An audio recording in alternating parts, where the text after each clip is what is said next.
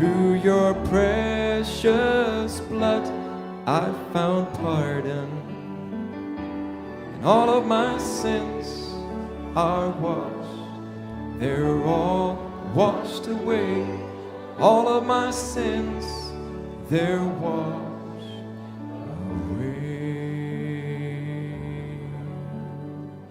You may be seated.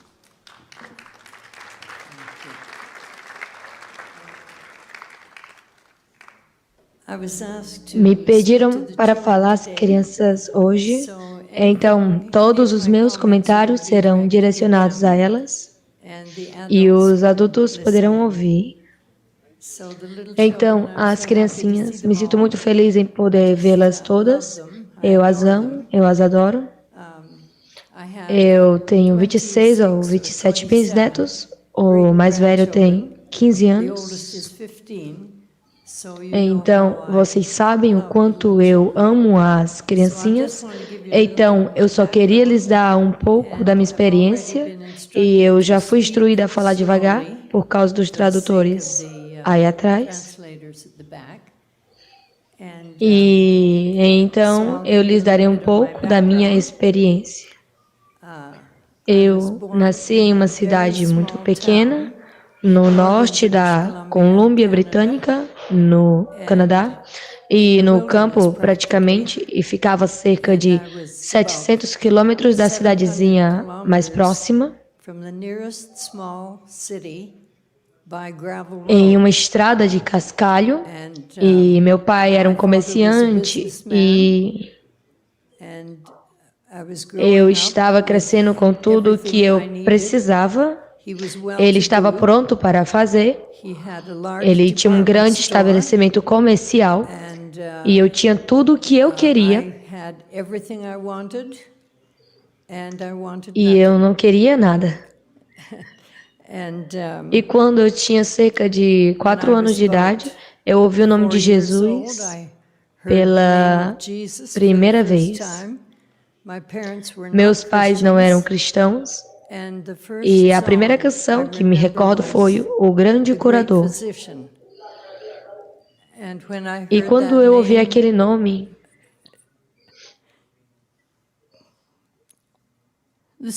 o nome mais doce da língua mortal, eu nunca me esqueci.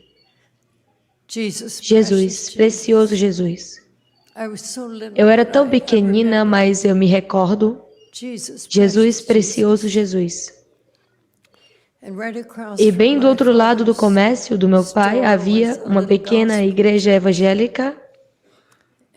E porque eu era a mais nova da família e meu irmão e minha irmã eram bem mais velhos que eu podia fazer tudo o que eu quisesse. E eu comecei a ir para a escola dominical quando eu tinha cerca de 6 anos. E desde então eu me juntei àqueles filhos de pastores e eu aprendi as escrituras, aprendi as canções da escola dominical de lá. Eu vivia muito naquela igreja, muito mais com aquela família, para cima e para baixo. E desde uma criança muito pequena, eu aprendia cada hino que eu podia.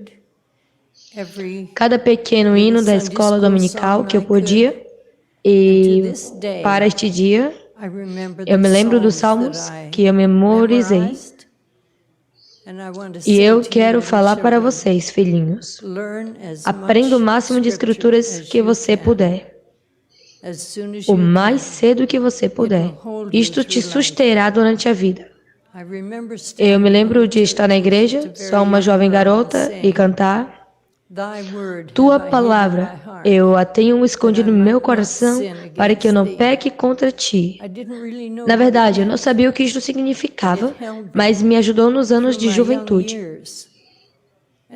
E a letra, a escritura, que as palavras da minha boca e a meditação do meu coração sejam aceitáveis em tua visão, ó Senhor, minha força e meu Redentor.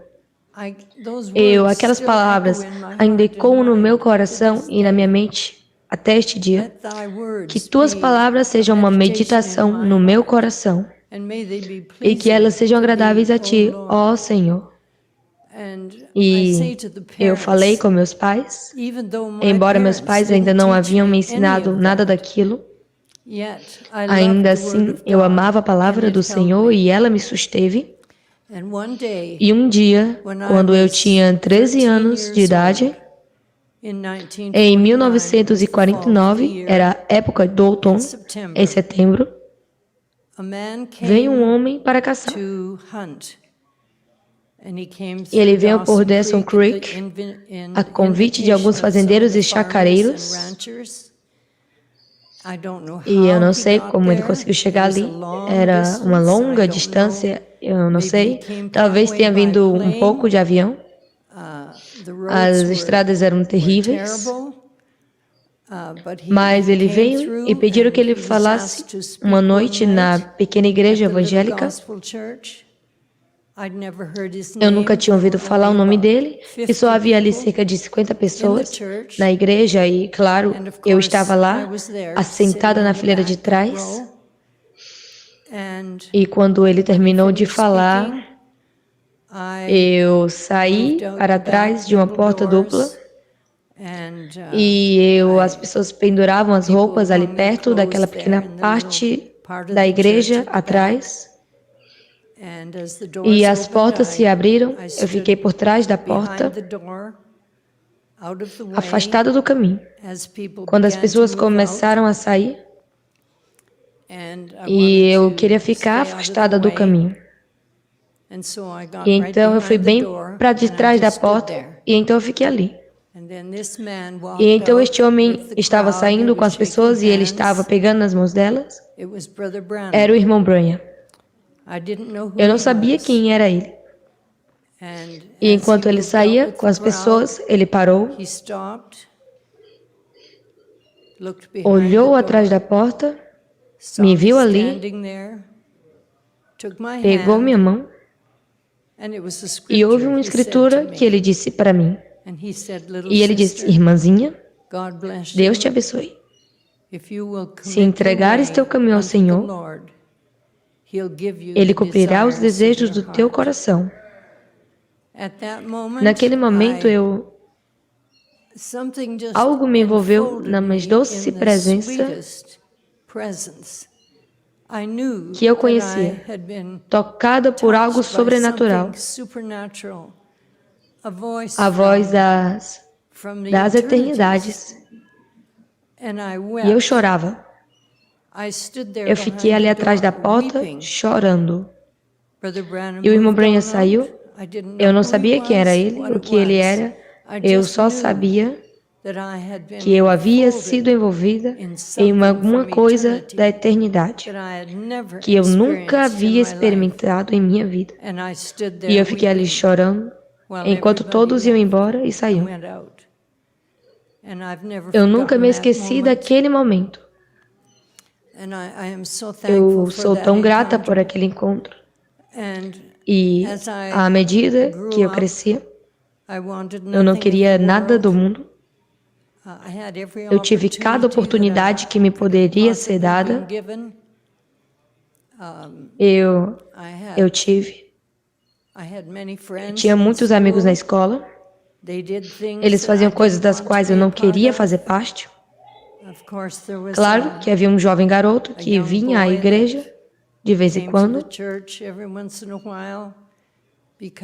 porque ele ficava nesta casa e naquela casa e não tinha casa, na verdade.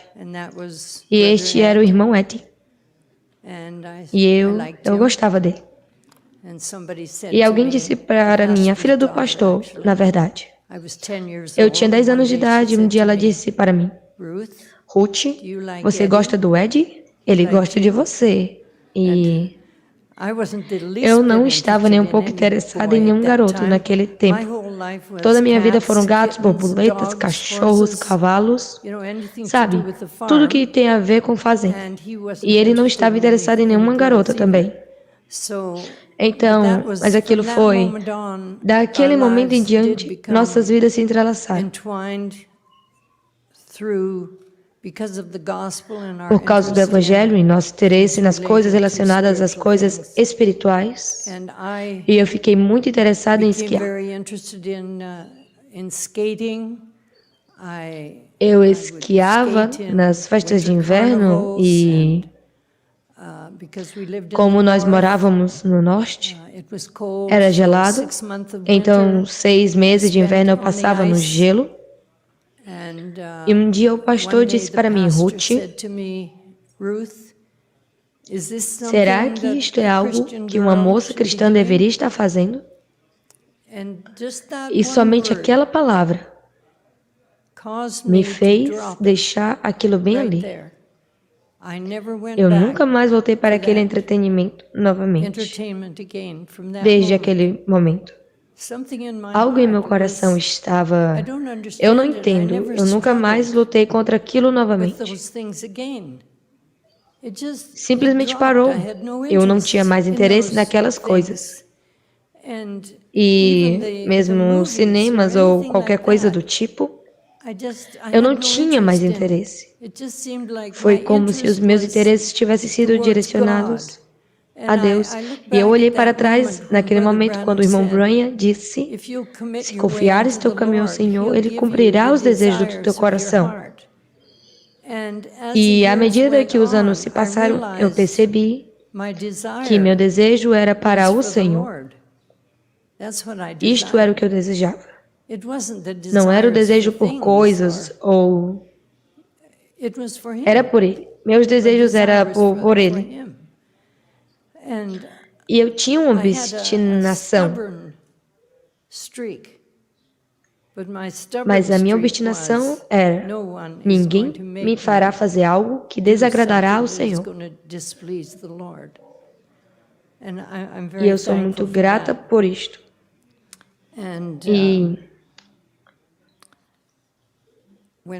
E quando o irmão Branham começou a ter contato com o meu marido, aquilo me pôs em contato com ele também. E ele vinha para o norte caçar muitas vezes. E uma vez, na primavera, ele havia vindo caçar com meu marido. E eles haviam pego um urso em uma caçada e eles estavam voltando para Dusty Creek. E eu estava em pé com minha irmã. E nossas filhas eram pequenas. Eu acho que a Linda tinha 9 ou 10 anos de idade. E a filha mais velha. E nós estávamos esperando eles chegarem. E eles chegaram e puseram o urso na casa de minha irmã. E enquanto estávamos bem na beirada da rua, as meninas começaram a cantar para ele. E elas sabiam cantar algumas canções nativas dos índios canadenses. Então eu creio que elas estiveram cantando umas 2 canções no idioma nativo dos índios. E eu acho que ele tirou o chapéu. Ele disse, agora tivemos o culto de hinos e agora nós vamos recolher as ofertas. Ele pôs a mão no bolso e pôs algumas moedas ali e as deu para as meninas. E disse, sabe, agora vocês podem comprar sorvete ou barras de chocolate ou algo. Tivemos o culto de hinos, agora aqui estão as ofertas. Elas se recordam bem disso. Não muito depois disso, estávamos morando no sul da Colômbia Britânica, em Victoria. Estávamos nos aprontando para o irmão Branham. Vi para Port Alberni e Victoria para as reuniões. E por este tempo, meu marido não era bem-vindo nas igrejas denominacionais. Então, como nós preparávamos as reuniões, nós o fazíamos sozinhos, toda a divulgação, toda a preparação de qualquer que fosse o prédio que fosse acontecer. E um pouco antes disso, meu pai, que tinha cerca de 64 anos de idade, teve um ataque cardíaco muito severo em Dawson Creek. E a principal artéria do coração dele teve um rompimento. E o médico dele chamou meu marido e disse: acho que é melhor você falar para Ruth que ele não sobreviverá a isto. Então eu fui a Dawson Creek, são cerca de 1000 quilômetros, eu diria, e me era permitido ficar ao lado da sua cama por 10 minutos por dia, sem falar com ele, mas somente estar ali. E eu fiquei ali por alguns dias, então eu tive que voltar para a Victoria por causa das preparações das reuniões. E eu estava muito sobrecarregada por causa dele, com peso no coração. E começamos a nos preparar para as reuniões. E, além de suportar a carga da divulgação, o prédio e todas estas coisas, meu coração estava tão pesado. Eu queria, enquanto esperávamos a vida do irmão Brian, e ele veio e ficava em um motel, e eu queria tão desesperadamente falar com ele, perguntar para ele, falar com ele a respeito de meu pai, perguntar se ele oraria, mas não havia oportunidade. Ele ficava esperando em Deus no hotel, então ele vinha à reunião, eu tocava o piano, e então ele deixava a plataforma e voltava para o hotel, e todos os dias era assim. E eu ficava ansiando. E então fomos para a Victoria, continuamos com as reuniões lá, e não havia ajuda de ninguém, nenhuma das igrejas. Na verdade, para a Victoria, a Igreja Anglicana do Canadá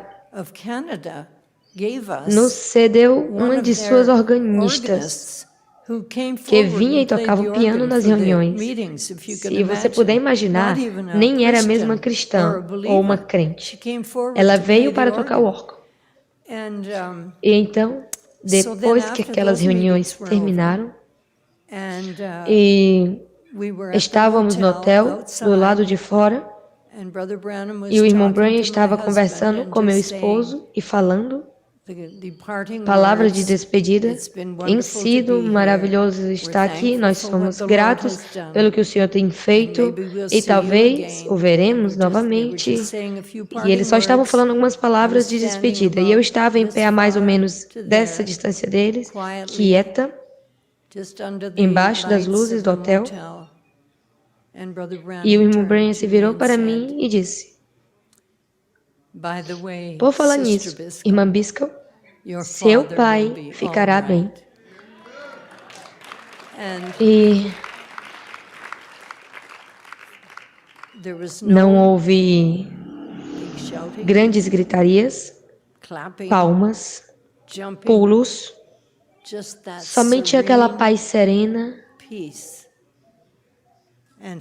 E a partir daquele momento, meu pai, cuja vida estava por um fio, melhorou. E pelos próximos 20 anos, não houve nenhuma indicação de que alguma vez houve qualquer coisa errada com seu coração.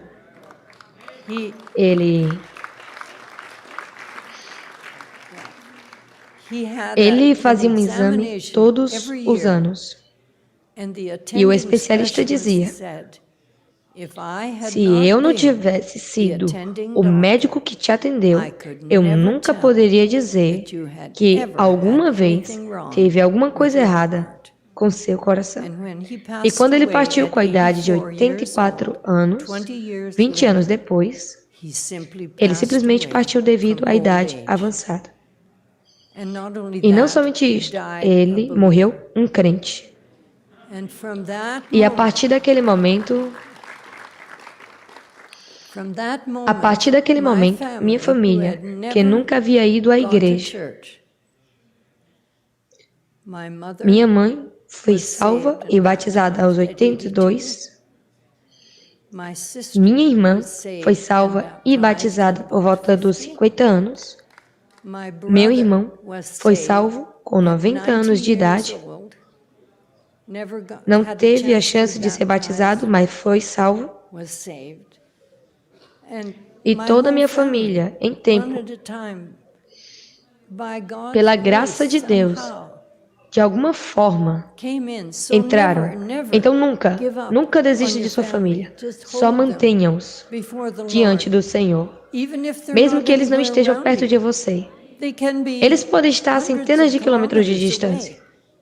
Somente os mantenha diante do Senhor e da promessa de Deus. E Ele fará com que tudo corra bem. Ele os trará. Então eu sou grata por isso. Eu queria falar sobre meu contato com o irmão Brian de uma maneira natural. Creio que vocês podem chamar isto de associação natural. Uma ou duas vezes estivemos em Jeffersonville, só talvez para uma visita de 1 ou 2 dias. Como o irmão George estava falando esta manhã sobre o homem natural. Nós visitamos uma vez, as meninas e eu estávamos na parte de trás de seu carro. Ele havia nos levado para almoçar e as janelas estavam abaixadas e o vento estava soprando. E ele disse: "Ei, levantem rápido as janelas. Nós não queremos que o vento sopre o cabelo das senhoritas." Então ele era cuidadoso com todas estas pequenas coisas. Sabe, talvez ele não pensaria que um homem fosse. Então ele nos levou para almoçar em um restaurante. E estávamos descendo a rua. Ele tomou as 2 meninas pela mão e ele ficava conversando com elas e perguntando o nome delas. E uma delas era Joan, a menina mais nova. E ele disse: "Qual o seu nome?" Ela tinha 6 anos e ela disse: "Joan." Ele disse: "Oh, este é um bom e forte nome." Ele disse: "Deixa-me ver. Eu acho que você será uma cantora." E com certeza nós sempre dissemos que ela tem excelentes pulmões. Mas, recentemente, nos últimos 2, 3 anos, ela teve uma doença incurável. Nunca falei sobre isto, nós nunca falamos sobre isto. É uma doença que enrijece gradativamente o revestimento dos pulmões e outras partes do corpo são afetadas. E então, em fevereiro, ela teve pneumonia respiratória. Enfim, ela estava numa condição enfraquecida, e eu serei breve. Ela foi parar na emergência do hospital, sobrevivendo por um fio. E estávamos distantes.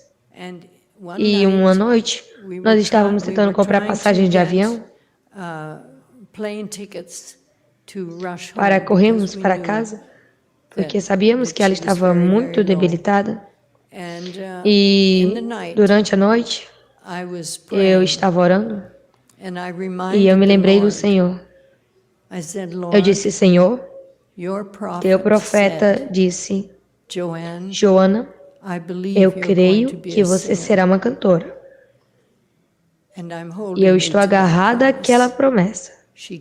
Ela não pode cantar a menos que seus pulmões estejam perfeitos. E voltamos para casa.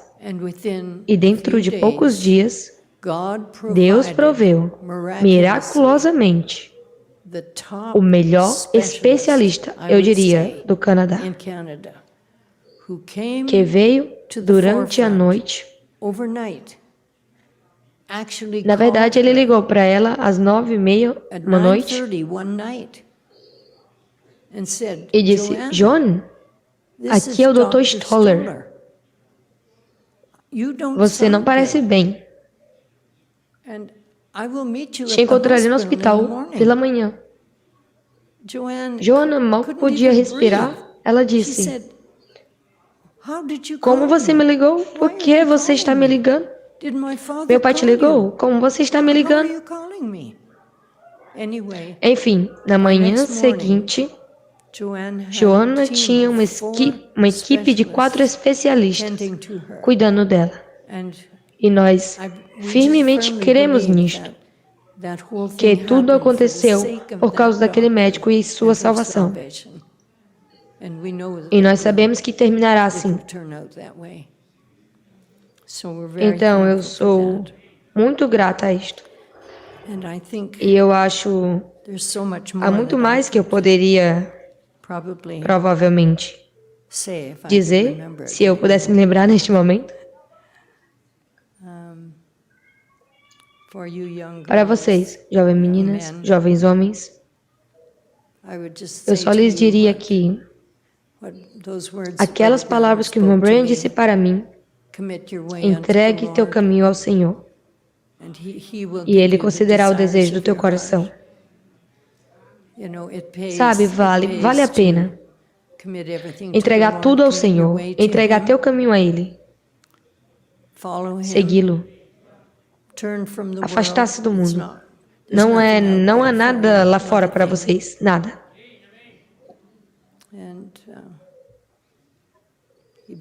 E filhinhos, leiam suas Bíblias e orem. A Bíblia é o livro mais precioso que existe. Quando eu era uma pequena criança, eu costumava cantar: eu tenho um maravilhoso tesouro, o dom de Deus sem medida. Viajaremos juntos, minha Bíblia e eu. Eu amo minha Bíblia. E se você tiver uma chance, então leia ela, leia os provérbios. Leia os capítulos de Provérbios todos os dias. Que instruções ali! Maravilhosas instruções para jovens homens, jovens damas, para todos. Tudo o que vocês necessitam estão nessas escrituras e na mensagem. Fará bem para você.